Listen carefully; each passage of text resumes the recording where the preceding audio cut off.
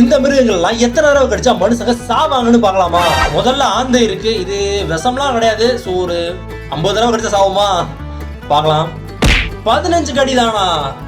அது கூர்மையான அளவு வச்சு கொத்த எடுத்துருமோ சதைய? ஷார்க் சொல்லவே தேவையில்ல, ஒரு கடி போதும். எஸ், ஒரு கடி தான். மனுஷங்க விஷமா விஷம் இல்லையா தெரியலையே. ஒரு 50ன்னு வச்சுக்கோமே. 150 பைட்ஸா? பரவாயில்ல, அப்ப மனுஷங்க விஷம் இல்ல போல. ஆனா 150ன்றது ரொம்ப அதிகமா இருக்குல்ல. ஒரு கடி சங்க பார்த்து கடிச்சாலே க்ளோஸ் ஆயிடுவோம். ஓகே, பூனை ஒரு 10 கடி வச்சுக்கலாமா? ரொம்ப கூர்மையா வேற இருக்கு அதோட பல்லுலாம். 80 கடி பரவாயில்ல, பாடி தாங்கும் போல. ராட், எலி அது கொஞ்சம் விஷம் தான் சொல்லுவாங்க. இதுவும் ஒரு 20 கடி இருக்குமா? 300 கடியா? என்ன அது, எதுவுமே நம்ப முடியலையே.